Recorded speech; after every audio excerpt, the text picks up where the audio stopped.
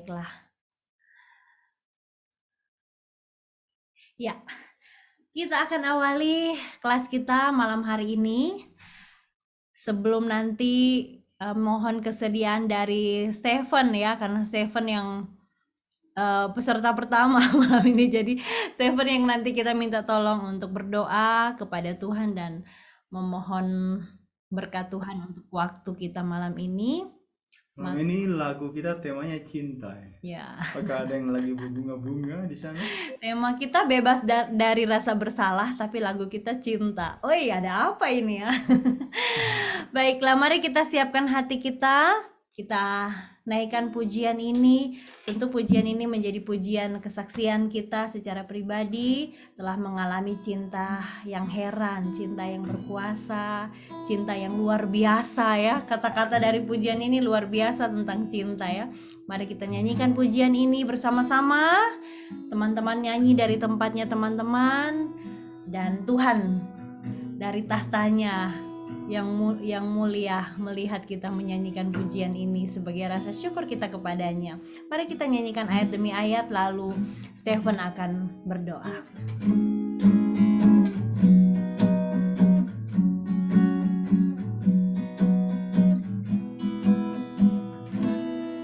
Cinta sungguh ajaib dan mulia, cintanya Yesus yang tak terduga, yang telah hapuskan segala dosaku. Cintanya Yesus Tuhanku, ajaib dan mulia, sungguh tak terkata. Cinta heran dan sangat berkuasa, cinta indah sungguh luar biasa bagiku, orang yang berdosa. Cinta yang mencari dan menemukan hidupku dalam dosa kegelapan. Ku diampuni dan diselamatkan oleh darah Yesus Tuhan. Ajaib dan mulia, sungguh tak terkata. Cinta heran dan sangat berkuasa, cinta indah sungguh luar biasa bagiku, orang yang berdosa. Bahagia dan sentosa kini hidupku dengan Tuhanku Yesus. Tak ada yang dapat ceraikanku lagi dari kuasa penebus. Ajaib dan mulia, sungguh tak terkata. Cinta heran dan sangat berkuasa, cinta indah sungguh luar biasa bagiku, orang yang berdosa. Teman-teman, kita ulangi chordnya dalam suasana doa, lalu kemudian Stephen akan berdoa. Kita nyanyikan dengan lebih lambat. Ajaib dan mulia, sungguh tak terkata. Cinta heran dan sangat berkuasa, cinta indah sungguh luar biasa bagiku,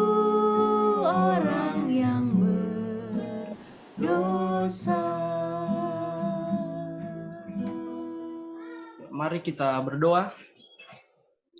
Benar ya Tuhan, sungguh luar biasa cinta Tuhan dalam hidup kami, sebab kami percaya sebagaimana kami ada saat ini, itu semua karena cinta Tuhan, karena kasih karunia Tuhan di dalam hidup kami. Kami bersyukur ya Tuhan, sampai detik ini kami masih terus merasakan cinta Tuhan, dan kami masih diberi kesempatan untuk terus membagikan cinta Tuhan itu dalam hidup kami, di mana kami hidup, bersosial, dimanapun kami berada. Tuhan memberikan kami pelayanan untuk terus membagikan cinta Tuhan itu. Dan saat ini ya Tuhan, ada kesempatan bersama-sama kami, teman-teman GPS se-Indonesia, untuk sama-sama belajar Alkitab, belajar surat cinta Tuhan itu, dan belajar sebuah tema yang akan terus menguatkan hidup kami, menjadi bekal hidup kami dalam menjalani kehidupan kami sebagai orang-orang Kristen, orang-orang yang Tuhan percayakan untuk membagikan cinta Tuhan dalam dunia ini. Berkati Bapak Kapten yang akan memimpin dan semua teman-teman yang akan mendengar, biarlah Tuhan berikan hikmat untuk mampu memahami, sebab kami percaya bahwa pikiran kami, hati kami, hikmat kami terbatas untuk memahami firman Tuhan yang tidak terbatas itu. Tetapi kami percaya bahwa Roh Kudus Tuhan yang tidak terbatas akan memberikan kami hikmat sesuai dengan ketentuan Tuhan, sehingga kami dapat mampu memahami apa yang firman Tuhan ajarkan kepada kami, terlebih lagi kami mampu melakukannya di dalam kehidupan kami. Seluruh rangkaian kegiatan pendalaman Alkitab pada malam hari ini biarlah berjalan seturut dengan kehendak Allah Bapa, Anak, dan Roh Kudus. Kami menyerahkan seluruhnya. Haleluya. Amin. Amin. Terima kasih banyak, Stefan. Ya, Kak. Luar biasa. Baik, selamat malam teman-teman semua. Malam hari ini kita akan melanjutkan pendalaman Alkitab kita lagi. Masih mempelajari tentang Yusuf dan kehidupannya ya. Malam hari ini kita mengambil satu tema yang judulnya bebas dari rasa bersalah ya. Ini adalah kelas Rabu kita. Dan ini adalah pertemuan yang ke-38 ya. Terima kasih untuk teman-teman yang selalu setia ikut ya. Sampai hari ini teman-teman sudah menguatkan saya dan sudah menjadi berkat bagi saya sendiri ya. Meskipun hari ini saya kurang sehat, ada satu penyakit yang menyerang karena pengaruh dari vaksin yang ketiga mungkin. Tapi saya bersyukur melihat teman-teman semangat, saya juga menjadi lebih semangat lagi ya. Terima kasih sudah join malam hari ini. Saya sangat diberkati. Baik, kita masuk ke dalam pembahasan kita malam hari ini tentang bebas dari rasa bersalah ya. Pertanyaannya adalah mengapa kita merasa bersalah ya. Mungkin teman-teman bertanya dalam hati, kok bisa kita merasa bersalah ya. Nah teman-teman, rasa bersalah ini dialami oleh semua orang ya. Baik itu orang yang percaya maupun juga orang yang tidak percaya. Orang yang mengenal Tuhan maupun juga orang yang tidak mengenal Tuhan ya.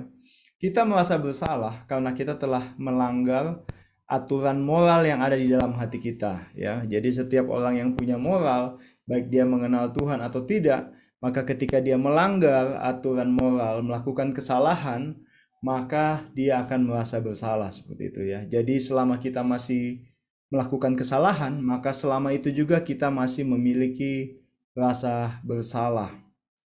Nah teman-teman, kadar rasa bersalah ini bergantung dari standar moral yang ada dalam hati kita gitu. Jadi standar moral itu dibentuk oleh keluarga dan budaya dari masyarakat di sekitar kita ya. Jadi misalnya ada orang yang melanggar lalu lintas, itu dia merasa biasa-biasa saja, tidak merasa bersalah ya.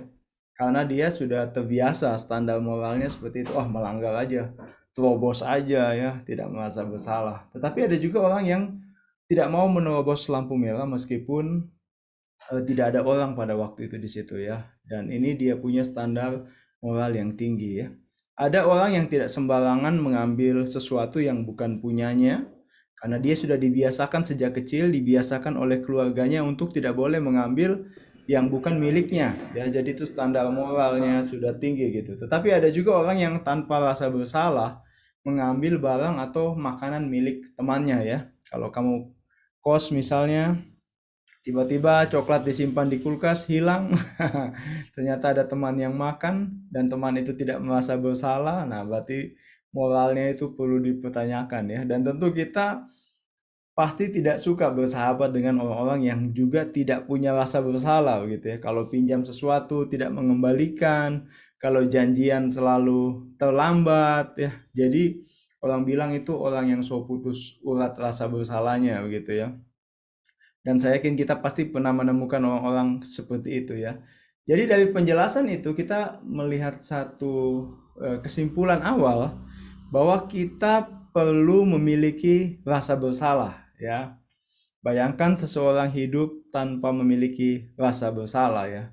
Kemungkinan dia akan menjadi seorang pembunuh berdarah dingin ya, karena dia tidak punya rasa bersalah. Kalau teman-teman perhatikan di berita beberapa hari yang lalu itu di kereta bawah tanah Jepang, itu ada seorang yang berdandan sebagai joker dan dia tanpa rasa bersalah menikam 17 orang penumpang terluka ya. Dan ketika ditanya kenapa dia melakukannya, dia bilang ya dia hanya ingin dihukum mati gitu. Jadi dia memang ingin mati. Jadi dia melakukan itu tanpa penyesalan dan tanpa rasa bersalah ya. Jadi kalau kita tidak memiliki rasa bersalah, maka kita tidak akan menyesal, kita tidak akan bertobat, dan kita tidak akan memperbaiki kelakuan kita. Itu sebabnya kita perlu memiliki rasa bersalah. Namun, perasaan bersalah yang berlebihan dapat merusak hidup kita ya. Kita bisa cemas, kita bisa terus memikirkan kesalahan kita di masa lalu, kita tidak bisa move on, dan seringkali banyak orang yang merasa bersalah itu tidak mau melayani Tuhan. Yang di atas tidak, Bu. Ya, tidak mau melayani Tuhan. Kenapa? Karena dia merasa tidak layak untuk melakukan apa-apa untuk Tuhan ya. Saya ingat ketika saya waktu masih melayani di Kolops ya, seringkali saya ketemu teman-teman yang biasanya setia pakai uniform, suatu waktu sudah tidak pakai uniform lagi. Saya tanya, loh, kenapa minggu ini tidak pakai uniform? Oh, karena saya lagi banyak pergumulan katanya gitu ya. Saya lagi ada dosa yang sedang digumulkan gitu. Jadi sehingga saya tidak pakai uniform. Nah, ini menarik juga untuk dibahas ini. Apakah kalau kita sedang bergumul, kita tidak boleh pakai uniform atau uniform untuk orang yang sudah bebas dari dosa dan lain sebagainya ya. Jadi itu alasannya seperti itu ya. Nah, teman-teman, perasaan bersalah yang berlebihan ini merusak ya. Karena itu kita harus mencari solusinya ya. Jadi teman-teman, firman Tuhan malam hari ini selain untuk kita juga mungkin bisa kita gunakan untuk orang-orang yang ada di sekitar kita yang merasa bersalah, dan kiranya firman Tuhan ini dapat menolongnya. Nah, malam hari ini istimewa. Kenapa?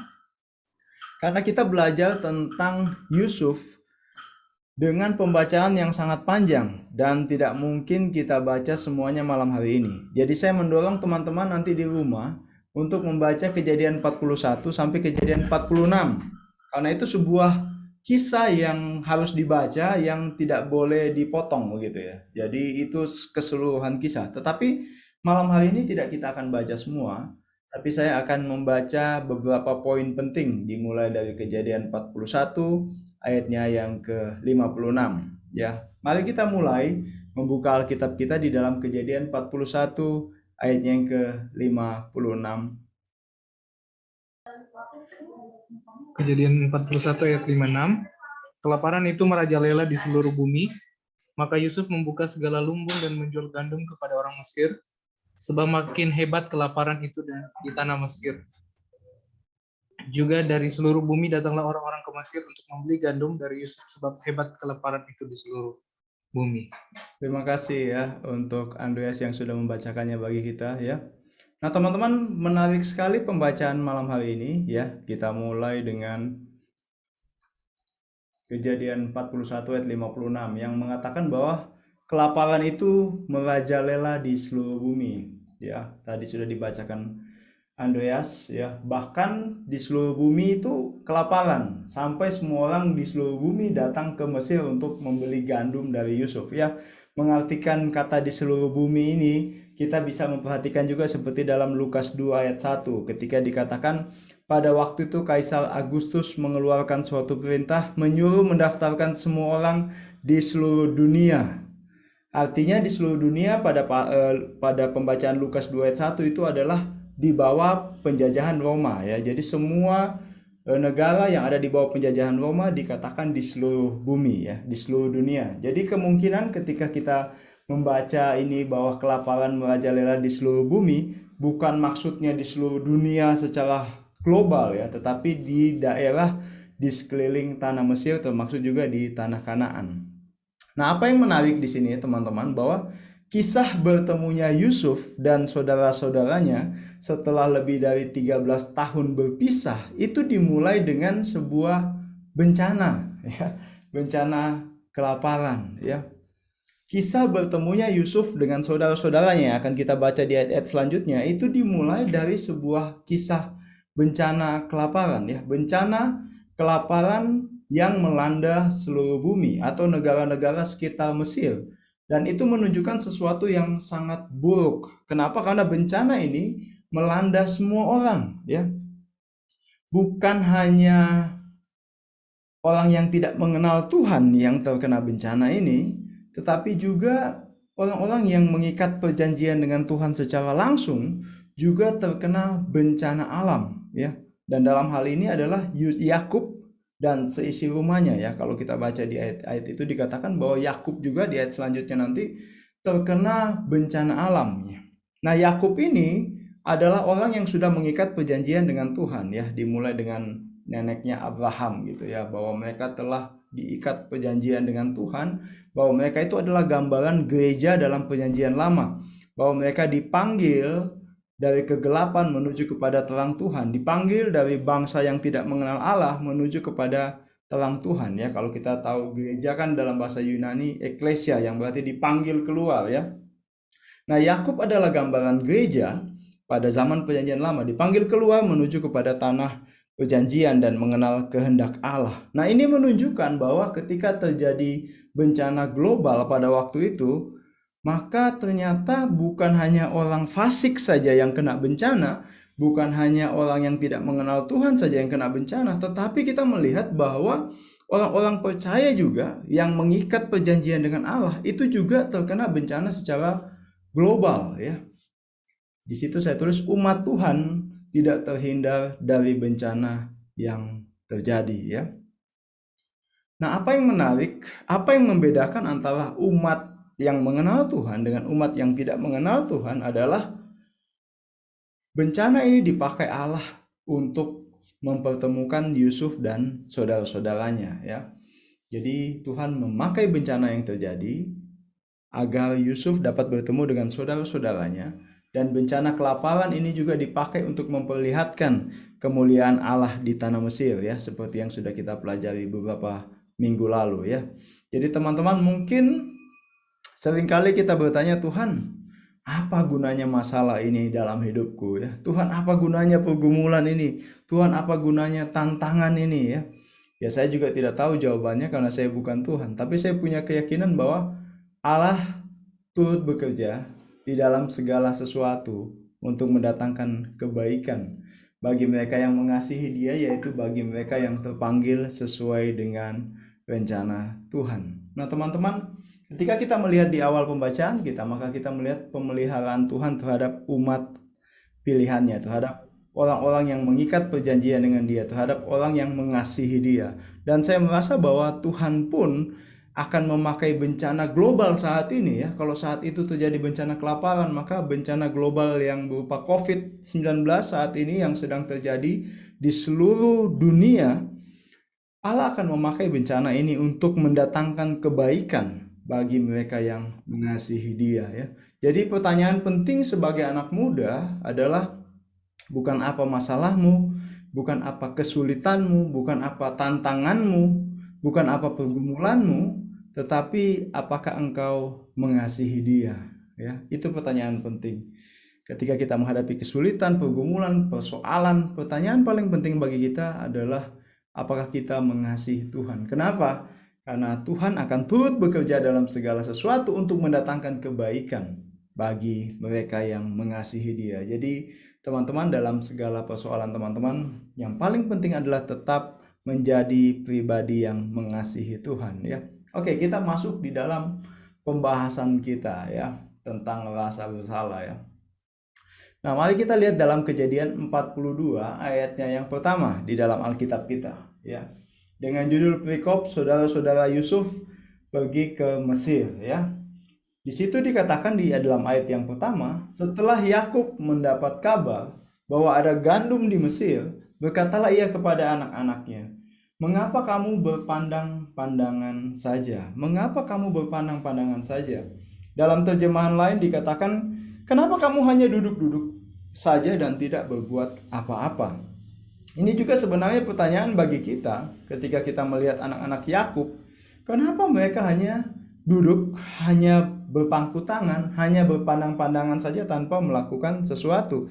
Kenapa? Karena kalau kita pelajari kisah dari anak-anak Yakub ini, ya, sebelumnya di ayat-ayat sebelumnya, maka kita melihat mereka sebenarnya anak-anak yang sangat aktif, anak-anak yang sangat berinisiatif, yang tentunya mereka sudah lebih tahu daripada ayahnya yang tua, atau lebih tahu dari Yakub, ayahnya yang sudah tua, bahwa di Mesir itu ada gandum untuk dibeli.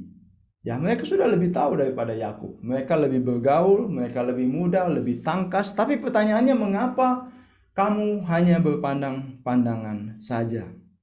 Saudaraku, ada satu penafsiran menarik tentang hal ini yang mengatakan bahwa kenapa mereka tidak melakukan apa-apa meskipun mereka tahu bahwa di Mesir itu ada gandum untuk dibeli, adalah karena Mesir mengingatkan mereka akan kejahatan mereka yang pernah mereka lakukan kepada adik mereka Yusuf, ya. Karena suatu saat mereka pernah menjual Yusuf kepada pedagang-pedagang yang berangkat ke Mesir, dan itu mengingatkan mereka akan kejahatan mereka ketika berbicara tentang Mesir, ya. Sehingga kalau kita melihat bahwa mereka hanya berpandang-pandangan, tidak mau melakukan apa-apa karena mereka teringat atau merasa bersalah terhadap kejahatan yang sudah mereka lakukan, ya. Kalau kita belajar dalam beberapa minggu yang lalu, kita melihat bahwa setelah Yusuf dijual, setelah Yusuf dianggap mati, ya, maka kesedihan, rasa bersalah muncul di dalam kehidupan keluarga Yakub dan anak-anaknya, ya. Kita tahu bahwa suasana rumah tidak lagi sama, ada rasa bersalah sehingga mereka tidak dapat melakukan apa-apa, ya. Jadi dalam hal ini Mesir terlalu menakutkan, bukan karena jauh, bukan karena padang gurun dan perjalanan yang sulit, namun karena rasa bersalah yang berkaitan dengan kejahatan yang mereka lakukan, ya. Mari kita lihat untuk melihat bagaimana rasa bersalah itu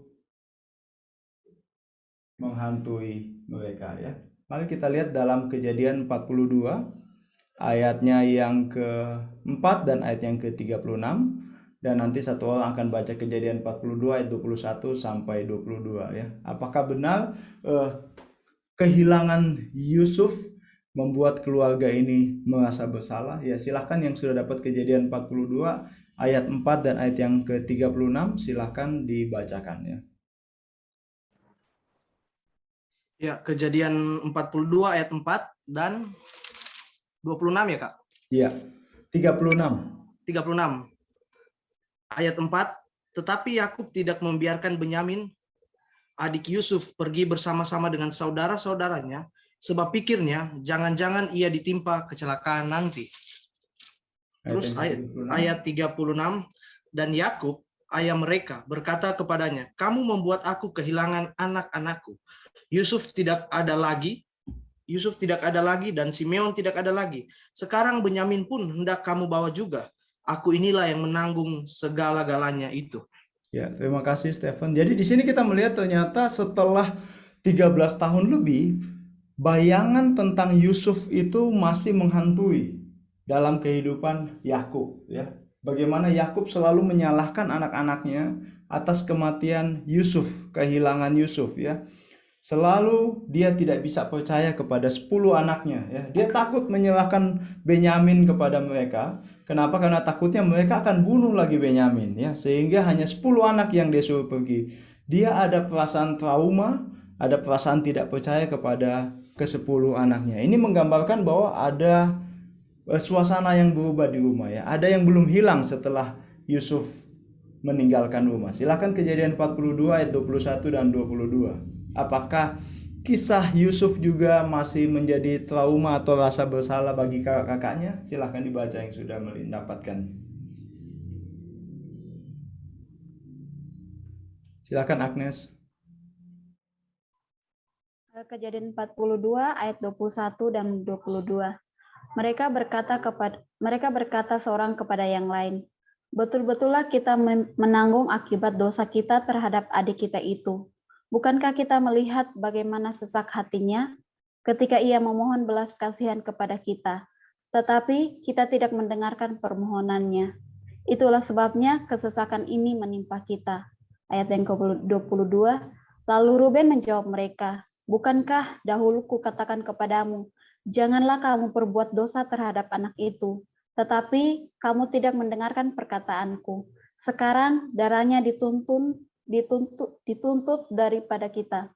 Ya, terima kasih. Jadi dalam ayat 21 dan 22 kita melihat bahwa kenangan akan kesalahan mereka terhadap Yusuf itu tidak hilang begitu ya. Jadi sangat mempengaruhi mental mereka. Apapun yang mereka lakukan, ketika gagal mereka ingat lagi, jangan-jangan ini kutukan karena kita sudah menjual Yusuf, karena kita sudah melukai adik kita gitu. Jadi kita melihat bahwa keluarga ini sedang dalam keadaan yang berduka, keadaan yang hancur karena mereka berada dalam rasa bersalah yang berlebihan ya. Yakub trauma, tidak bisa berbuat apa-apa. Kenapa? Karena kehilangan Yusuf dan merasa bersalah tidak bisa menjaga anaknya, sehingga dia menyayangi Benyamin sampai dengan betul-betul posesif begitu ya. Sedangkan kakak-kakaknya setiap melakukan kesalahan pasti ingat, aduh ini pasti karena kita jahat sama Yusuf, ini pasti karena kita jahat sama Yusuf ya. Jadi kita melihat di sini seperti yang saya katakan di awal bahwa rasa bersalah memang baik, memang perlu ya. Namun rasa bersalah yang berlebihan seringkali membuat kita tidak bisa berbuat apa-apa ya. Dan itu adalah hal yang tidak tepat ya. Ada banyak anak muda yang karena mereka telah melangkah dalam pergaulan yang buruk, misalnya seks bebas, narkoba, pornografi, masturbasi, aborsi, ya, tidak beribadah. Kemudian mereka merasa bersalah, dan rasa bersalah itu membuat mereka tidak bisa memulai sesuatu yang baik. Sehingga rasa bersalah itu membuat mereka tidak dapat beribadah, tidak dapat berdoa kepada Tuhan, tidak dapat mendekat kepada Tuhan. Kenapa? Karena ada selalu cap gagal di dalam diri mereka sehingga mereka sulit untuk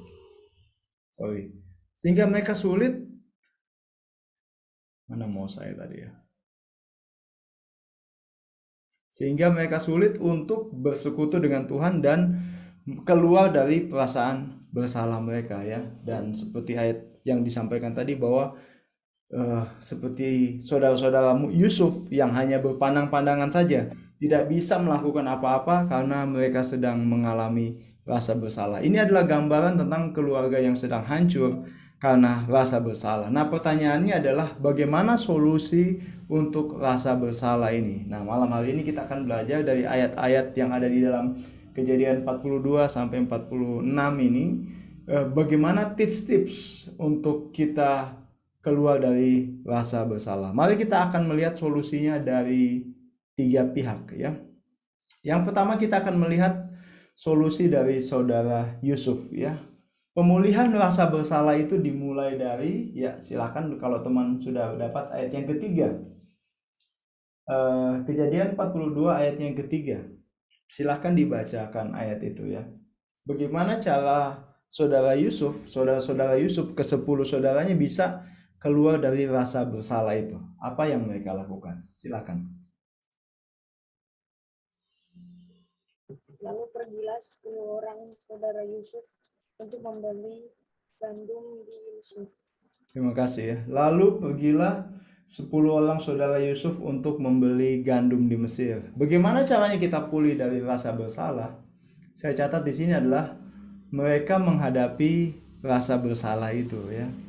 Nah, jadi teman-teman, meskipun ada keengganan, ada kemalasan, ada ketakutan untuk pergi ke Mesir ya, namun dikatakan di ayat yang ketiga tadi, akhirnya 10 saudaranya ini kemudian berangkat juga untuk pergi ke Mesir ya. Mereka akhirnya berangkat untuk pergi ke Mesir untuk menghadapi rasa bersalah mereka. Nah, teman-teman, mungkin kita pernah merasa bersalah karena menyakiti orang lain. Maka yang harus kita lakukan adalah bertemu dengan orang tersebut ya. Kalau kamu pernah menyakiti mantan pacarmu dulu ya, maka yang harus kamu lakukan adalah datang kepada mantan pacarmu itu, dan kalau masih ada perasaan bersalah, kamu harus menghadapinya begitu ya. Saya bersyukur karena selama saya pacaran, saya adalah pacar yang baik, sehingga saya tidak punya hal-hal yang belum selesai. Sehingga ketika saya menikah itu bisa menikah dengan legowo, ya, lebih mulus. Kenapa? Karena tidak ada mantan-mantan pacar yang masih bermasalah dengan saya gitu ya. Tapi kalau kamu punya kenangan buruk dengan mantan pacarmu, kamu sering menyakiti dia, memukul dia, mungkin kamu pernah melakukan hal-hal yang tidak berkenan di hadapan Tuhan dengan dia dan kamu masih merasa bersalah sampai saat ini, maka yang harus kamu lakukan adalah menghadapi rasa bersalah dengan datang kepada pacarmu itu ya. Nah, kemudian kalau kamu pernah merugikan orang lain, maka yang harus kamu lakukan adalah datang kepada dia dan meminta maaf kepada dia supaya hati nuranimu lebih bersih. Kenapa? Karena kalau kamu menumpuk rasa bersalah di dalam hatimu, kamu punya rasa bersalah terhadap si A tidak kamu selesaikan, terhadap si B tidak kamu selesaikan, terhadap si C kamu tidak selesaikan, maka kamu tidak akan hidup dalam damai sejahtera ya. Kamu akan hidup jadi orang yang paling menyedihkan ya.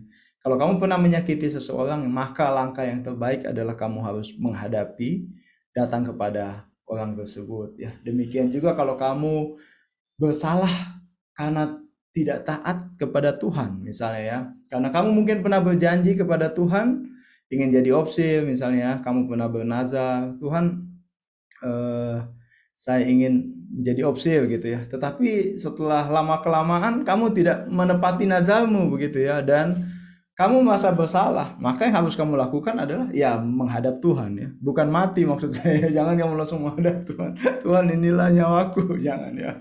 Tapi kamu datang kepada Tuhan, berdoa kepada Tuhan, atau mungkin kamu pernah bernazar untuk berhenti merokok misalnya, atau hal-hal lainnya ya.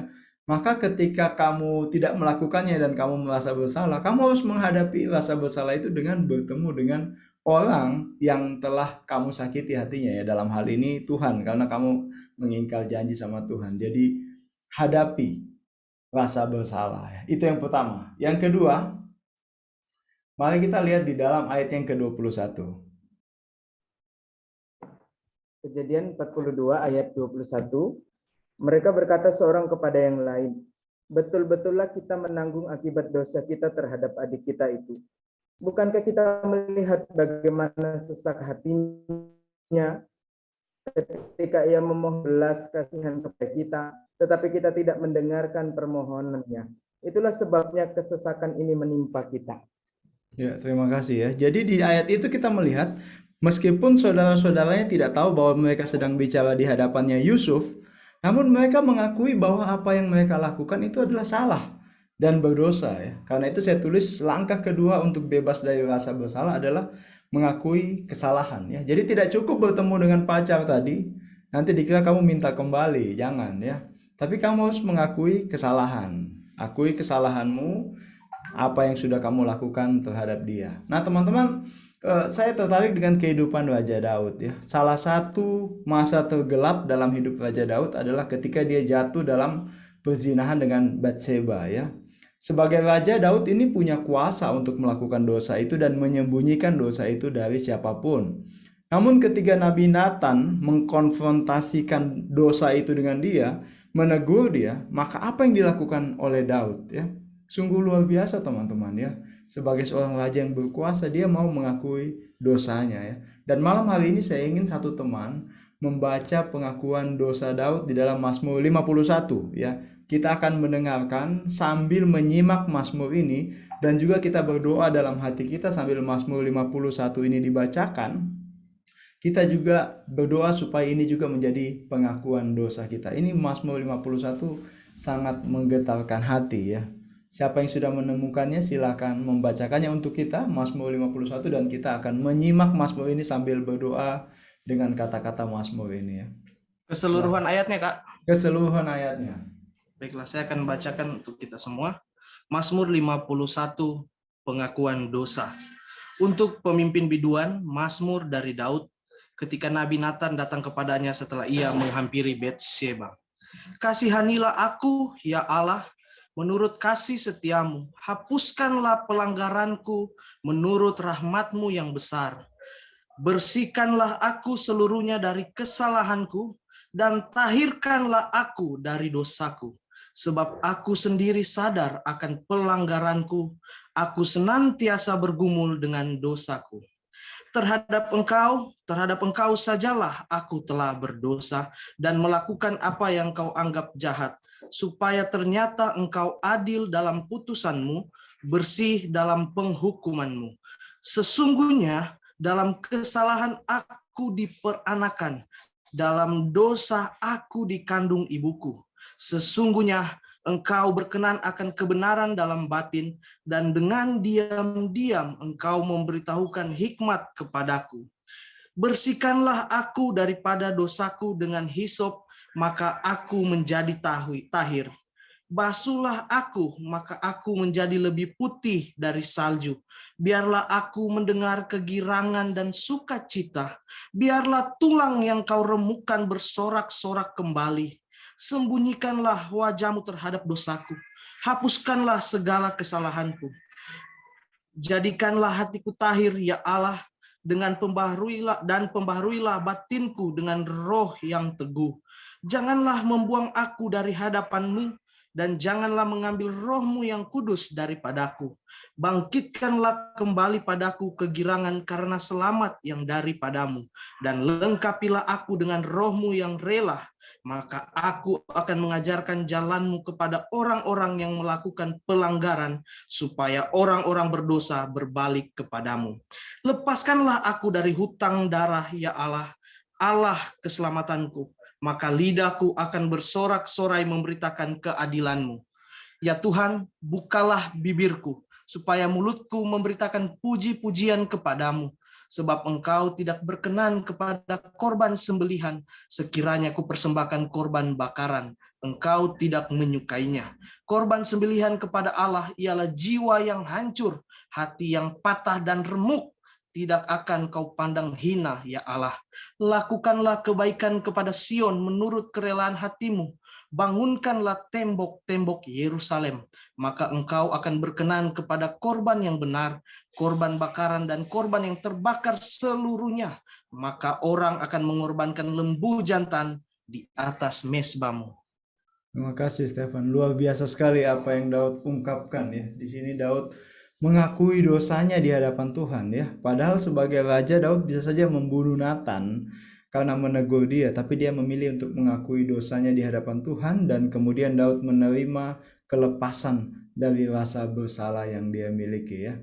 Nah, itu yang kedua, mengakui kesalahan. Ketika kita merasa bersalah, kita bertemu dengan orang yang kita buat salah dan kita mengakui kesalahan. Kemudian yang terakhir adalah ini dari sisi saudara Yusuf ya.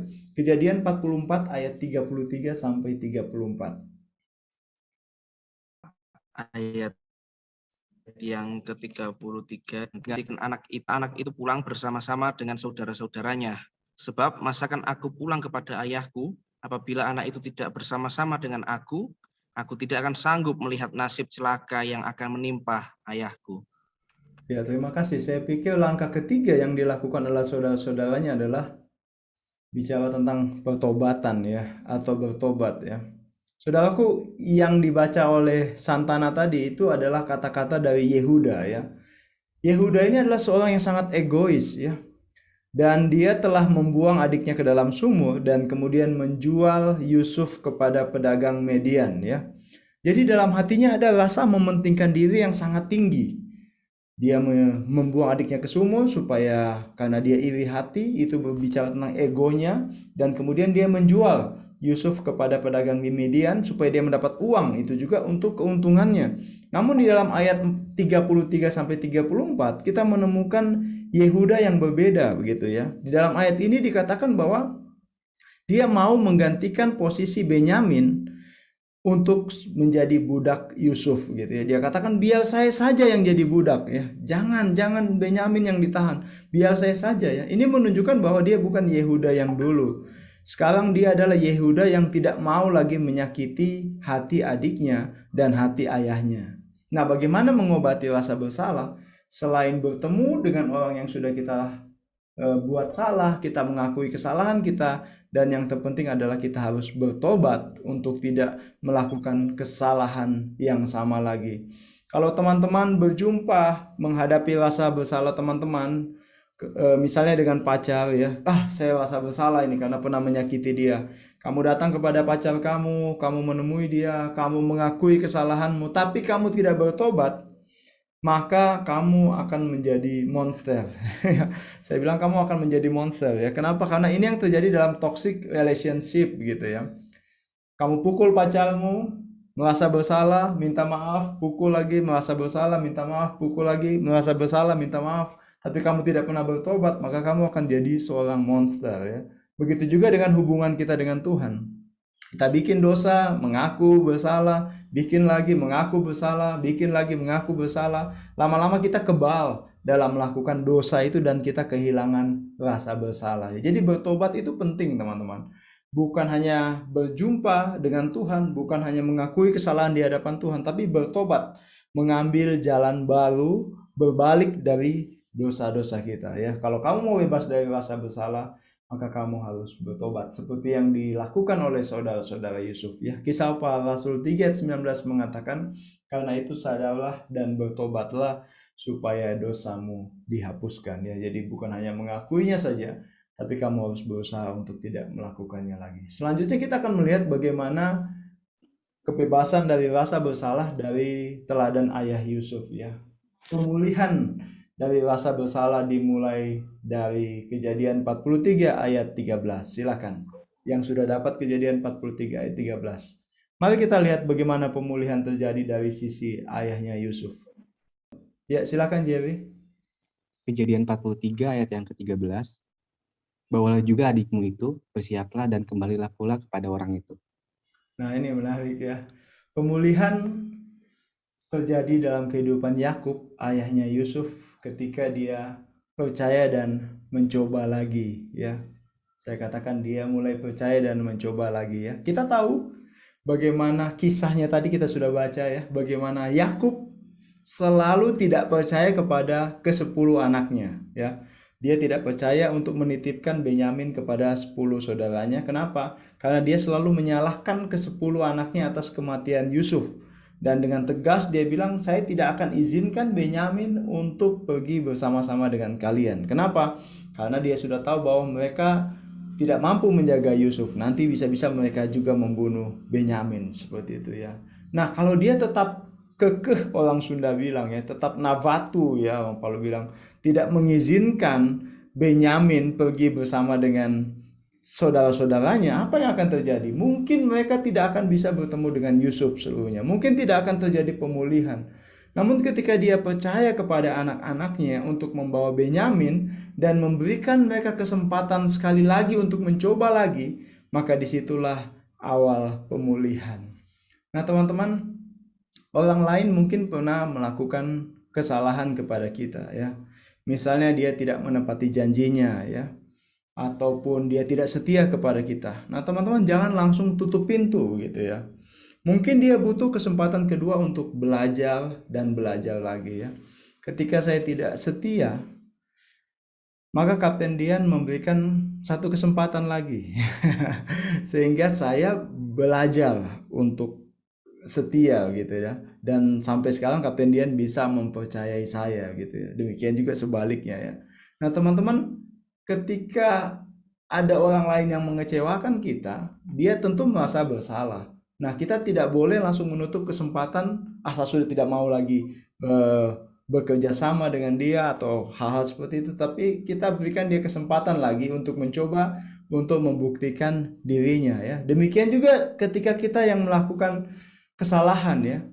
Ketika kamu gagal, ketika kamu tidak berhasil, maka kamu tidak boleh berhenti dan merasa bersalah. Kenapa? Karena kegagalan itu adalah sebuah tanda bahwa kamu perlu belajar untuk lebih baik lagi ya. Jadi jangan sampai kegagalan membuatmu merasa bersalah dan tidak dapat berbuat apa-apa ya. Teman-teman, saya punya pengalaman. Ketika pertama kali saya belajar main gitar ya, saya selalu salah dalam mengiringi orang nyanyi gitu ya. Kalau saya main gitar saya selalu salah. Suatu waktu saya main gitar di Tebusan, mengiringi waktu itu kelompok vokal group yang paling top di Korps 2 Palu lah begitu ya. Apa yang terjadi? Melodi lari kemana, kunci saya lari kemana begitu. Dan saya bilang dalam hati saya, Tuhan, malam ini terakhir kali saya main gitar ya. Saya salah main gitar, saya mempermalukan vokal grup dan lain sebagainya. Nah, ternyata teman-teman ada kesempatan lagi. Saya diminta lagi mengiringi vokal grup ini di lelang suara di Korops di Kulawi gitu ya. Dan tidak ada yang main gitar, tetapi saya yang ditunjuk. Akhirnya saya mau saja gitu. Padahal saya sudah janji tadi sama Tuhan, saya sudah mau lagi ya. Tapi saya coba lagi gitu ya. Dan waktu saya main, aduh, tak salah-salah terus gitu. Cukup memalukan saya main gitar, pianikanya Daud Pamei waktu itu yang main pianikanya, saya yang main gitarnya. Waduh, itu tidak klop, salah-salah saya salah intro gitu ya. Dan itu sangat memalukan baik saya maupun vokal grup, dan saya bilang, Tuhan, saya sudah tidak mau lagi main gitar seperti itu. Ini betul-betul sudah terakhir kali saya main ya. Tapi apa yang terjadi teman-teman, setiap ada kesempatan ternyata saya coba lagi, dan sampai saat ini saya cukup bisa lah main gitar, mengiringi orang tanpa salah-salah gitu ya. Kenapa? Karena saya memberikan kesempatan kepada diri saya untuk coba lagi ya. Kalau saya tidak mencoba lagi, mungkin saya akan terus merasa bersalah ya. Nah, teman-teman, Tuhan memberikan kita kesempatan gitu ya. Selalu ada kesempatan yang diberikan Tuhan. Tuhan saja memberikan kepada kita kesempatan kedua, kesempatan ketiga, kesempatan keempat. Nah, masa kamu tidak bisa memberikan kesempatan kepada dirimu untuk mencoba lagi ya. Jadi ketika Yakub mau percaya kepada 10 anaknya, ketika Yakub mau mencoba lagi, oke, saya coba lagi, saya titipkan satu anak saya kepada 10 orang ini. Maka disitulah awal dari pemulihan kehidupannya ya. Nah, yang kedua, dari Yakub kita belajar, kamu akan bebas dari rasa bersalah kalau Kejadian 43 ayat yang ke-14. Siapa yang sudah dapat silahkan dibacakan.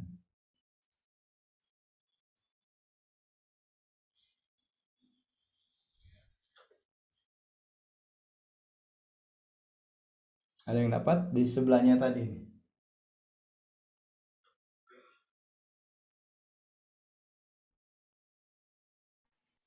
Kejadian 43 ayat yang 14. Allah yang Maha Kuasa kiranya membuat orang itu mendapat kasihan kepadamu supaya ia membiarkan saudaramu yang lain itu beserta Benyamin kembali. Mengenai aku ini, jika terpaksa aku kehilangan anak-anakku, biarlah juga. Ya, terima kasih Joy ya. Pelajaran penting untuk lepas dari rasa bersalah adalah berserah ya. Ada dua pelajaran penting yang saya pelajari dari Yakub dalam ayat ini ya. Yang pertama bahwa dari berserah ini adalah bahwa tidak semua hal itu terjadi dalam kendalimu ya. Tidak semua hal dapat kita kendalikan ya. Kita lihat di dalam ayat yang ke-14 tadi, Yakub katakan, mengenai aku ini, jika terpaksa aku kehilangan anak-anakku, biarlah juga kehilangan ya. Jadi Yakub menyadari bahwa semua yang terjadi dalam hidupnya tidak semua ada dalam kendalinya, sehingga perjalanan mereka bisa berhasil namun bisa juga gagal. Jadi kalau gagal, seandainya itu gagal, maka biarlah aku akan kehilangan anak-anakku ya. Di situ kita melihat bahwa Yakub sudah berserah begitu ya. Kenapa? Karena tidak semua hal terjadi dalam kendalinya. Nah, teman-teman, ini juga kiranya membuat kita sedikit terbebas dari rasa bersalah, adalah bahwa kita berusaha yang terbaik, tetapi kita harus ingat bahwa tidak semua hal seringkali berjalan sesuai dengan keinginan kita, sesuai dengan usaha kita gitu. Jadi kita jangan terlalu merasa bersalah ketika kita sudah melakukan yang terbaik, karena ini adalah hidup dan tidak seorang pun yang tahu apa yang akan terjadi. Tapi pelajaran penting yang kedua dari Yakub adalah bahwa kita bisa memohon pertolongan Tuhan untuk menyertai usaha kita ya. Kita lihat di situ dalam ayat yang ke-14 dikatakan, Allah yang Maha Kuasa kiranya membuat orang itu menaruh belas kasihan kepadamu. Di sini kita melihat meskipun Yakub berserah, menyerahkan semuanya, apapun yang akan terjadi terjadilah, tapi dia juga memohon kepada Allah untuk memberikan pertolongan menyertai usaha kita ya. Kita bisa memohon pertolongan Tuhan untuk menyertai apa yang kita lakukan. Apakah kita akan gagal ataukah kita akan maju terus? Yang perlu kita lakukan adalah mintalah Tuhan menyertaimu, karena Tuhan dapat melakukan apapun yang tidak dapat kita lakukan. Terakhir adalah pemulihan atau rasa bersalah itu hilang.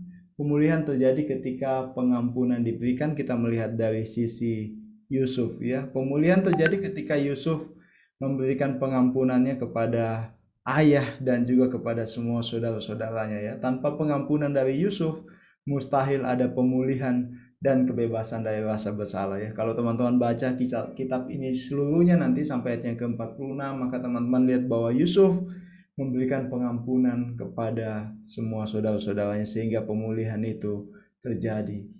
Nah, teman-teman sadarkah kita bahwa kisah Yusuf sedikit banyak juga menggambarkan dari kehidupan Kristus ya.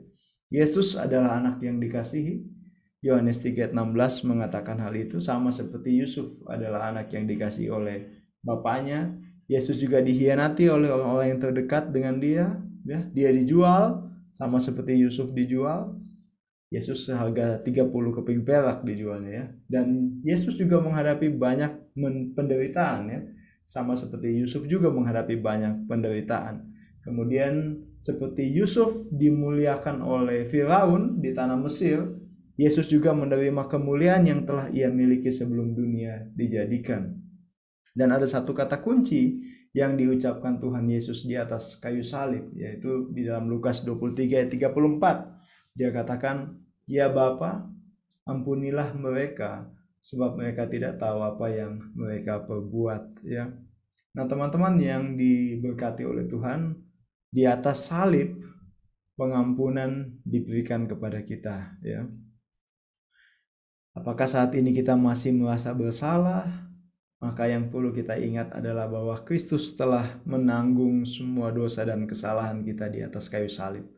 Dia tidak mengingat dosa kita lagi ya. Sejauh timur dari barat, demikianlah dijauhkannya dosa kita. Saya menjelaskan beberapa langkah praktis yang bisa kita lakukan di awal-awal tadi pada poin 1 dan 2. Bagaimana saudara-saudara Yusuf dan bagaimana ayah Yusuf mengambil langkah-langkah praktis untuk mendapatkan pemulihan dari rasa bersalah. Tetapi poin yang terpenting ada di dalam poin yang ketiga ini, yaitu poin pengampunan ya. Bahwa rasa bersalah itu, kebebasan itu hanya bisa kita dapatkan di dalam Kristus saja ya. Di dalam pengampunan Kristus semua rasa bersalah dapat dihapuskan ya. Kalau kita masih menyimpan dosa kita di masa lalu, masih menyimpan rasa bersalah, masih menyimpan perasaan yang tidak layak, masih menyimpan kemunduran rohani dalam hidup kita, masih menyimpan kegagalan, masih memframe diri kita orang yang tidak berguna, orang yang tidak layak, maka pada malam hari ini datanglah kepada salibnya, karena di sanalah ada pengampunan diberikan. Dan pengampunan itu akan memulihkanmu, dan pengampunan itu akan memberikanmu kesempatan baru untuk memulai lagi hal yang baru bersama dengan Tuhan ya. Kita akan menyanyikan satu pujian malam hari ini. Pujian yang mengatakan, "Kau berikan kesempatan untuk belajar dari kesalahanku." Dan setelah ini saya akan berdoa untuk semua teman-teman ya. Pujian ini akan kita nyanyikan ayat pertama, kedua, dan chornya. Setelah itu ada kesempatan bagi kita untuk berdoa pribadi, dan saya akan berdoa untuk teman-teman sekalian. Kalau teman-teman malam hari ini ada yang masih merasa bersalah, mungkin untuk dosa yang pernah dilakukan atau yang masih sedang dilakukan, untuk kegagalan-kegagalan, untuk kesalahan-kesalahan di masa lalu, mintalah Tuhan untuk mengampuni kita malam hari ini, sehingga kita bebas dari perasaan bersalah itu ya. Kau berikan kesempatan untuk belajar dari kesalahanku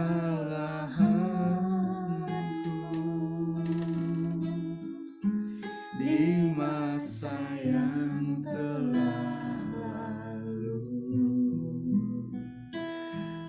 berikan ku iman untuk mencoba lagi sampai ku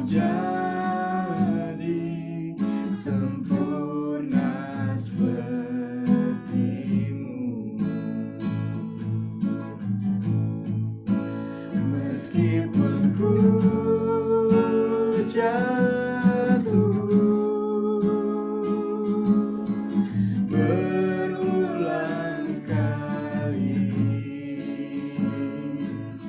namun oleh kasih-Mu ku bangkit kembali.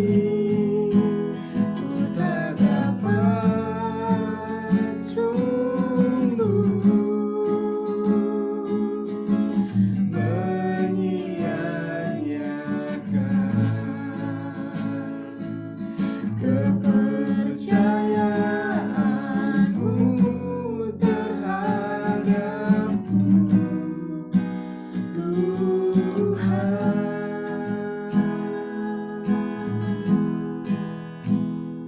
Kau berikan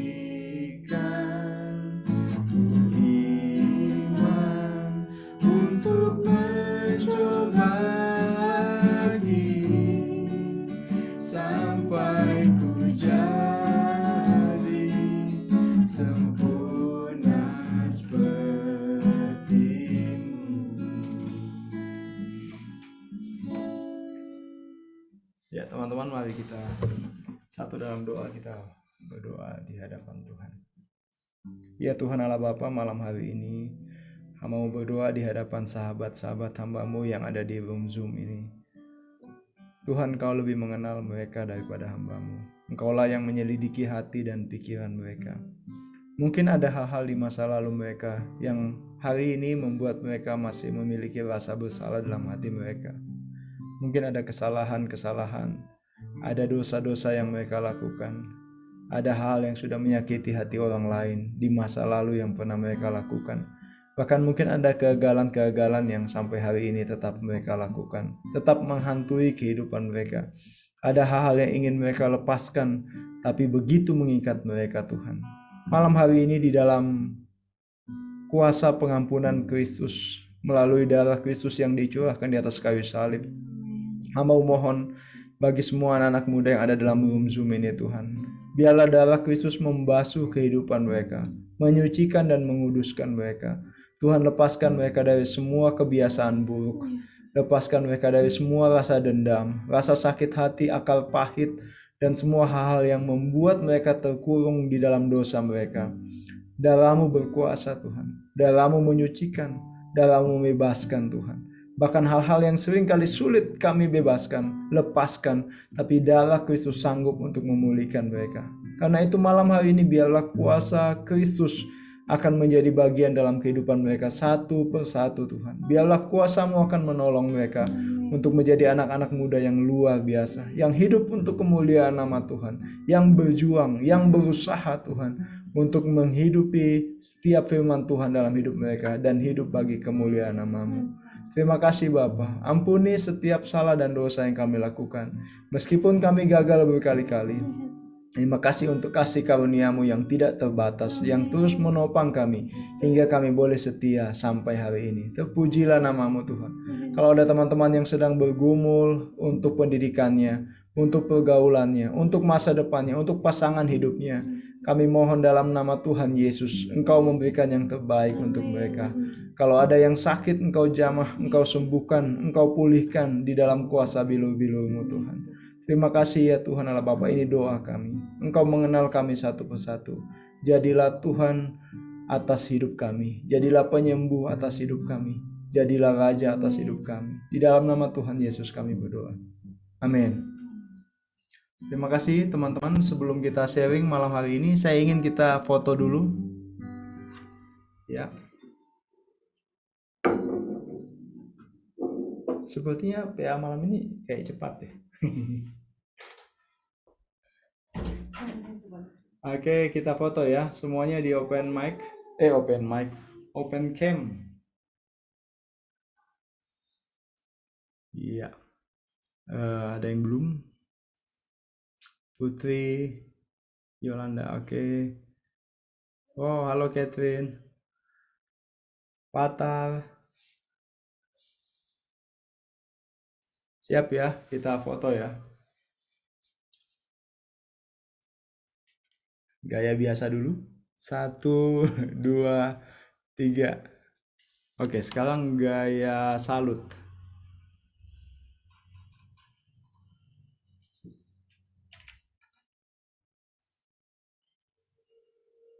Siap ya?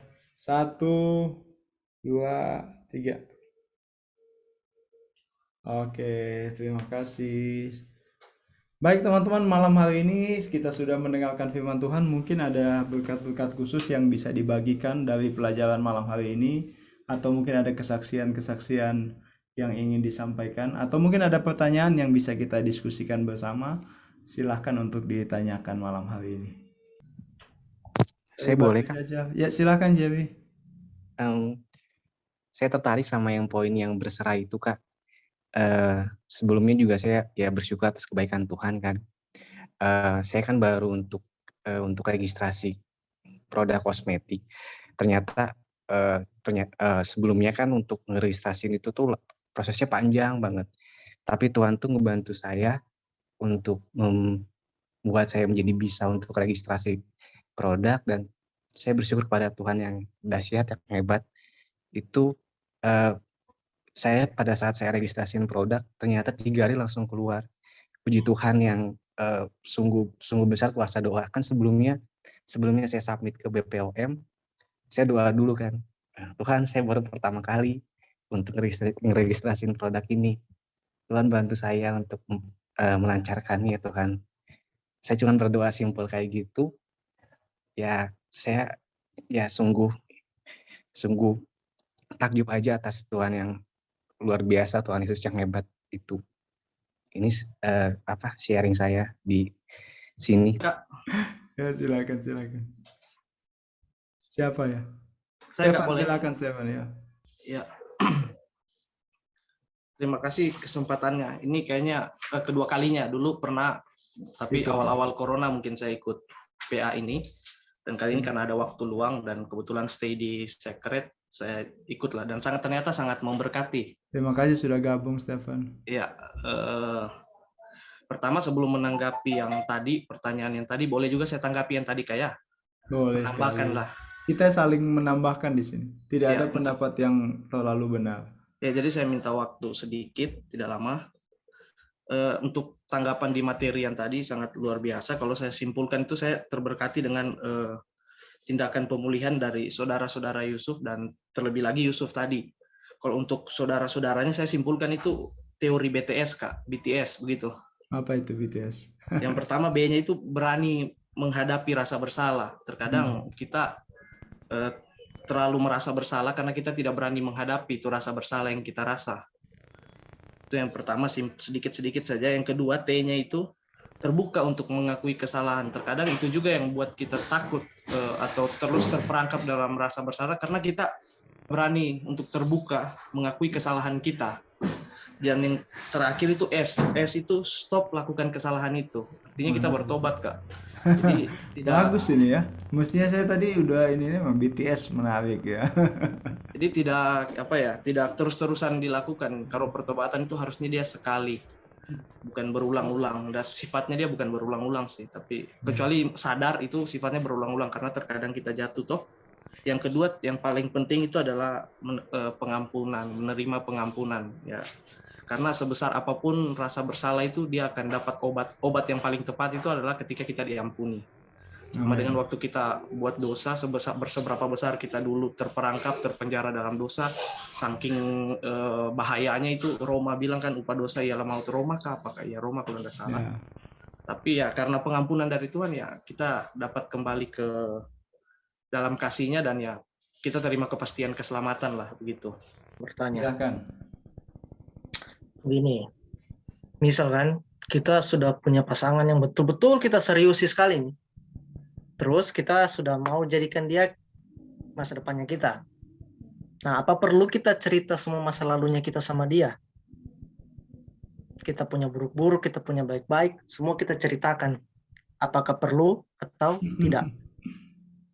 Terima kasih. Terima kasih. Ada yang mau jawab mungkin yang punya pasangan? Menarik ini, Kak, menarik. Siapa yang punya pengalaman ini ya? Nanti kalau kakak yang jawab Saya belum tahu pacaran ini. Itu dia masalahnya.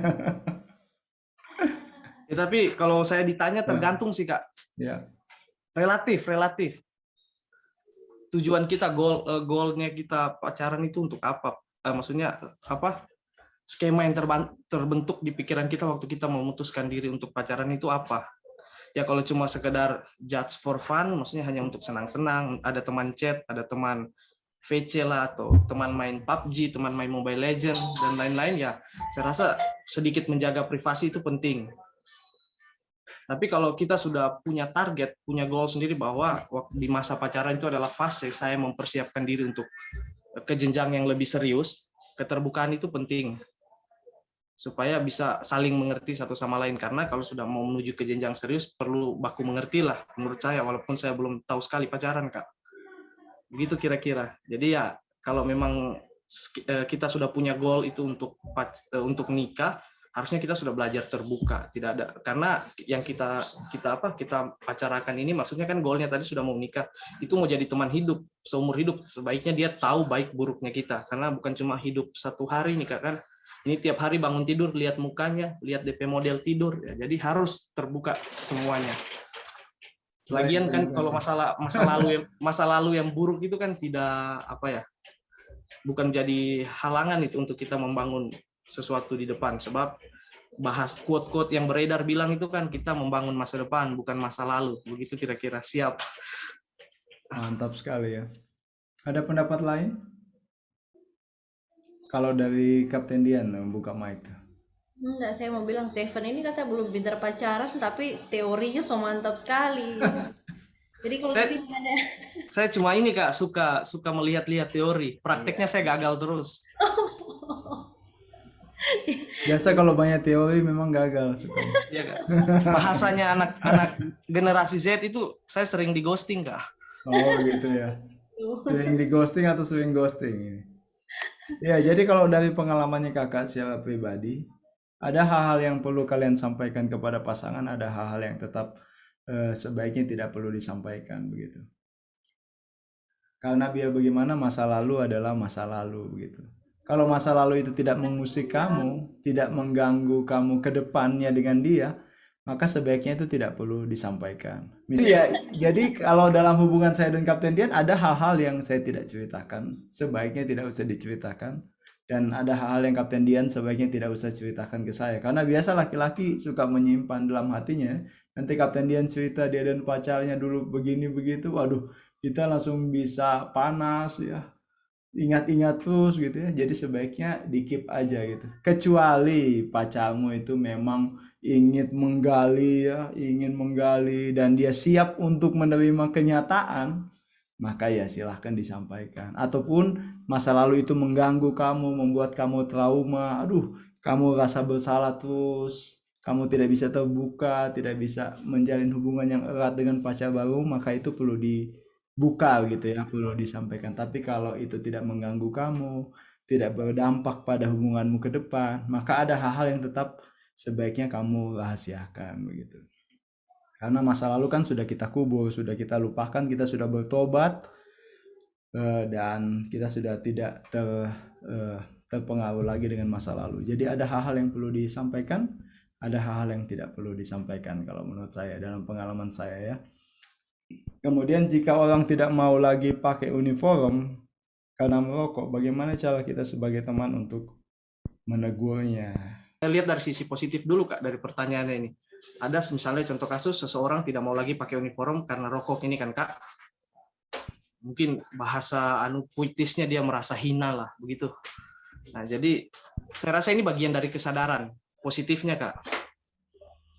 Mungkin dia karena skema yang terbangun di sebuah pola pikir di pikirannya itu, bahwa waktu dia pakai baju uniformnya kita prajurit itu adalah sesuatu yang sakral, sesuatu yang kudus, sehingga dia bilang dia merasa tidak cocok, mungkin kan kita tidak tahu mungkin ada contoh kasus, mungkin terus dia memilih untuk melepaskan itu sebagai bentuk bahwa dia merasa tidak layak atau karena dia ya satu dan lain hal. Jadi itu sisi positifnya. Terus bagaimana cara kita sebagai teman untuk menegurnya?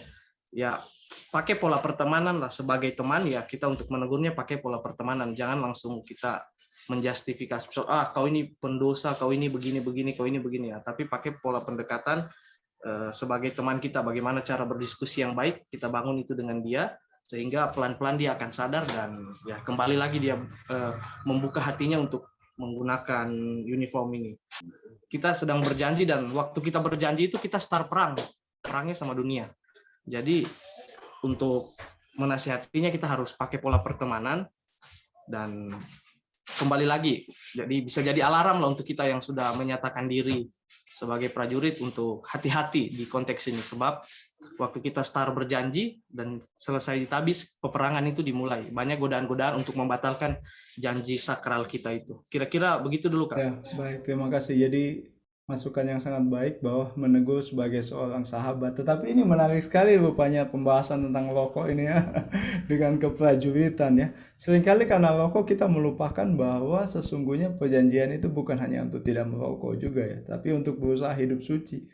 Apakah hanya karena rokok sesuatu yang kelihatan membuat kita tidak pakai uniform? Ini perlu kita pikirkan gitu, bahwa sesungguhnya tidak ada prajurit yang dalam tanda kutip sempurna layak untuk memakai uniform gitu ya. Bahkan ketika kita tidak jujur pun sebenarnya kita tidak, kalau kita bilang bahwa kita merasa uniform adalah sebuah kesakralan, sebenarnya kita tidak layak begitu untuk memakai uniform ini setiap hari, setiap minggu pun sebenarnya kita tidak ada yang layak begitu. Rokok hanya sesuatu yang kelihatan, tapi ada banyak sesuatu yang tidak kelihatan yang kita lakukan di belakang orang begitu. Orang tidak tahu apa kejahatan yang kita lakukan begitu. Dan makanya saya ingin katakan bahwa sebagai prajurit, uniform ini adalah lambang perjuangan gitu ya. Bagaimana kita berusaha untuk berperang hidup suci di hadapan Tuhan dan lain sebagainya. Jadi saya pikir kita perlu memberitahukan juga teman kita itu bahwa ya saya pikir tetaplah untuk menggunakan uniform gitu ya. Sambil dia berjuang untuk menghentikan rokoknya. Kalaupun dia memang tidak ada niat lagi untuk berjuang menghentikan rokok dan berjuang untuk hidup suci, ya saya pikir ya kalau dia melepaskan uniform memang ya itu adalah sebuah pilihannya begitu. Tetapi bagi saya memang uniform adalah lambang perjuangan kita gitu. Jadi tidak ada orang yang sempurna. Menggunakan uniform juga bukan berarti kayak saya pakai uniform, saya sudah yang paling suci di antara teman-teman sekalian gitu. Tapi ini lambang perjuangan dan lambang kesetiaan kita. Jadi kita sebenarnya berjanji untuk setia menggunakan uniform. Jadi ketika kita tidak menggunakan uniform dengan alasan apapun, sebenarnya kita sudah melanggar janji juga untuk setia menggunakan uniform seperti itu. Terima kasih untuk masukan dari Stefan tadi, dari cara menegurnya sebagai seorang sahabat. Kemudian ada pertanyaan lain, mau tanya bagaimana soal pengampunan. Bagaimana cara kita yang tersakiti mengampuni orang yang menyakiti kita, sedangkan yang menyakiti tidak merasa bersalah. Oh, ini berarti kita yang baper ini. Jadi dia menyakiti kita tapi dia tidak merasa bersalah. Ini moralnya patut dipertanyakan. Mungkin yang pertama adalah seperti dibilang tadi harus terbuka ya. Kalau kamu merasa kamu disakiti oleh seseorang dan dia tidak merasa menyakiti kamu, yang perlu kamu lakukan adalah terbuka kepada dia bahwa apa yang dia lakukan itu sudah menyakiti kamu begitu. Dan kadang-kadang juga orang melakukan itu karena dia tidak sadar bahwa apa yang dia lakukan itu menyakiti. Saya bilang tadi bahwa kita dibesarkan dalam budaya yang berbeda gitu. Ada keluarga-keluarga yang menekankan hal-hal A, B, C, D itu tidak boleh dilakukan, tapi ada keluarga-keluarga yang longgar gitu, sehingga anak-anak dibiarkan bertumbuh dengan melakukan hal-hal yang seringkali itu menyakiti orang lain, tapi mereka merasa bahwa itu bukan sesuatu yang salah gitu. Jadi perbedaan budaya, perbedaan lingkungan, perbedaan cara kita dibesarkan itu sangat mempengaruhi, membuat kadar rasa bersalah dalam diri seseorang. Jadi ketika dia menyakiti kamu tapi dia tidak merasa bersalah, itu kemungkinan benar dia memang merasa bahwa dia tidak menyakiti kamu. Makanya kamu perlu untuk menyampaikan pendapatmu begitu, perlu menyampaikan pandanganmu, menyampaikan rasa sakitmu bahwa kalau dia melakukan ini kamu merasa sakit begitu, dan kalau bisa jangan lagi untuk melakukannya. Dengan demikian kamu baru bisa mengampuni dia kalau dia sudah mengetahui bahwa apa yang dia lakukan itu menyakiti kamu. Itu yang pertama. Jadi yang pertama bagi saya harus jujur untuk menyampaikan kepada dia tentang perasaanmu begitu. Yang kedua adalah lihat reaksinya gitu ya. Kalau dia orang yang baik, teman yang baik, dia pasti akan minta maaf kalau dia sudah menyakiti kamu. Tapi kalau dia teman yang tidak baik, maka dia pasti tidak akan minta maaf gitu ya. Dan cara kita adalah meskipun dia tidak minta maaf ya kita harus tetap bisa memaklumi atau memaafkan dia seperti itu. Bagaimana dengan Mobile Legend? Ada yang sharing tentang saya, dia kurang setuju dengan kegiatan Mobile Legend yang dibawa ke ranah gereja. Katanya Mobile Legend saling bunuh-bunuhan. Mending katanya main bola saja, lebih melatih taktik daripada tanpa membunuh. Saya belum berani balas komentar orang ini. Mohon pendapat dari Papa Kapten ya. Oh jadi kalau main Mobile Legend kita punya niat untuk saling membunuh ya. Ya, biasanya orang yang berpendapat seperti ini orang yang mungkin belum pernah main game kali ya, jadi berpendapat membunuh. Jadi apakah Mobile Legend itu bagus? Menurut saya Mobile Legend itu tidak bagus ya. Apakah Mobile Legend itu memuliakan Tuhan? Menurut saya Mobile Legend tidak memuliakan Tuhan ya. Ada banyak tokoh-tokoh Mobile Legend itu yang menggunakan pakaian-pakaian terbuka dan seksi dan lain sebagainya. Jadi Mobile Legend itu sesuatu yang memang tidak membangun dalam tanda kutip ya. Tetapi seperti TikTok misalnya ya, ada banyak TikTok juga yang tidak membangun. Tapi masalahnya adalah begini, di dalam gereja itu ya, di dalam gereja ada yang namanya circle yang namanya penjangkauan, pemenangan, pembinaan dan pengutusan gitu ya. Jadi ketika kita berbicara tentang penjangkauan, maka kita harus melihat anak-anak muda ini sedang ada di mana begitu ya. Ketika kita melihat anak-anak muda saat ini sedang ada di ML, misalnya di Mobile Legends atau di Free Fire atau di games atau di TikTok atau di Instagram, di sanalah mereka ya. Maka kita harus menjangkau mereka dengan platform-platform yang ada gitu. Kita jangkau supaya apa? Supaya kita bisa menangkan. Setelah kita menangkan, kita bina, kemudian kita utus begitu. Jadi kita sulit kalau kita hanya misalnya, oh lebih enak main bola. Oke, main bola itu hanya menjangkau orang yang suka bola. Tapi GPS itu harus menjangkau semua lini untuk menjangkau anak-anak muda gitu. Misalnya yang suka main TikTok ya, karena ada yang suka main TikTok, bukan GPS yang suruh main TikTok, tapi mereka sudah main TikTok memang. Ya bagaimana jangkau ya dengan TikTok begitu. Kemudian bagaimana menjangkau orang yang suka fotografi dan lain sebagainya, misalnya desain ya, caranya dengan menjangkau mereka dengan desain. Bagaimana dengan orang yang suka naik motor ya, misalnya motorcycle ministry ya, jangkaunya dengan motorcycle ministry. Jadi itu hanya bukan goal akhir gitu. Jadi ML itu jangan dipahami sebagai goal akhir dari sebuah pelayanan. Oh, kita punya goal adalah melakukan ML. Wah, itu salah. ML itu hanya penjangkauan untuk menarik anak-anak muda datang ke gereja, untuk menarik anak-anak muda untuk bersekutu ya. Seperti kemarin yang diadakan Korps 2 Palu, itu ketika diadakan ML, yang datang ke gereja itu lebih banyak daripada ketika dilaksanakan GPS. Nonton ML ya. Yang salahnya adalah kalau ML itu jadi goalnya. Oh, goal kita adalah ML, salah. Tapi kalau ML itu jadi sarana untuk menarik orang datang dan di dalamnya kita kasih firman Tuhan ataupun kita kasih khotbah ataupun sharing begitu. Nah, itu yang benar gitu. Jadi kita pakai platform ini untuk menjangkau anak-anak muda. Jadi ML ini bukan tujuan akhir, tapi hanya untuk menjangkau anak-anak muda saja gitu. Bola pun ada negatifnya ya, bisa patah kaki. Dan tanpa kita ya mereka sudah ada di platform itu. Masalahnya anak-anak ini sekarang sudah ada di situ gitu. Tinggal bagaimana kita tarik mereka untuk bisa bergabung di GPS melalui acara-acara seperti itu. ML. Panitia ML nih ada Dei Trimoyo ya. Bagaimana ML perkembangannya di Korps 2 Palu? Sekarang lagi PUBG, ML-nya sudah kemarin. Jadi kalau saran dari saya, kan kita buat peraturan. Jadi kalau siapa yang ngomong kasar atau menyebutkan umpatan, jadi diskualifikasi. Jadi harus ada panitia yang tegas di situ, ada wasitnya gitu. kan. Seperti itu. Terus kalau sedap juga ya. Kegiatan ini bagus sekali karena kita mempererat dengan korps-korps yang lain karena kita buka untuk umum seperti itu. Jadi kalau saya lihat biasa ada yang nanti datang main tapi GPS tidak ada. Jadi di situ kesempatan saya, siapa namamu? Kenapa kemarin saya belum lihat ya di GPS. Jadi kita kesempatan untuk menjangkau mereka yang belum datang ibadah seperti itu. Tapi kegiatannya sangat-sangat baik dan ofisir kita juga di sini mendukung.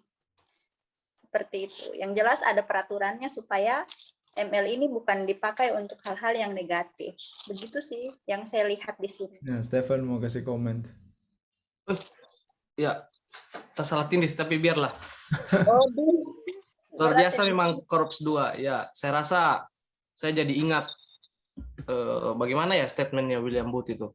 Dia sekalipun dia disuruh main tamburin kaki di atas, kepala di bawah, dia lakukan kalau itu untuk jiwa. Saya rasa juga kalau kita mau positifkan hal ini, kalau seperti yang Kapten bilang kan goalnya bukan ML, tapi bagaimana kita merangkul, membentuk persekutuan, mendekatkan pemuda atau GPS dengan gereja. Saya rasa ini hal yang baik untuk dilakukan. Sama seperti menjala atau mungkin dengan ML ini adalah jalannya. Salah satu alat yang kita pakai atau alternatif yang kita pakai untuk mengkontekstualisasikan bagaimana kita menjangkau jiwa, Kak. Jadi bisa jadi waktu kita mau menjala jiwa, ML ini salah satu jala yang disiapkan gitu, yang bisa kita pakai. Baik, terima kasih. Mantap dari Jerry. Oke, kalau tidak ada lagi, saya akan menutup room Zoom malam hari ini. Aman perutnya malam ini.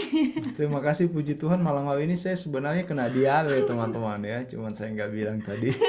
Sudah berkali-kali saya masuk ke kamar mandi, makanya Kapten Dian bilang siap-siap di backup nanti kalau tiba-tiba dalam pertengahan PA sakit perut ya. Tapi puji Tuhan malam hari ini. Saya baru sembuh ini.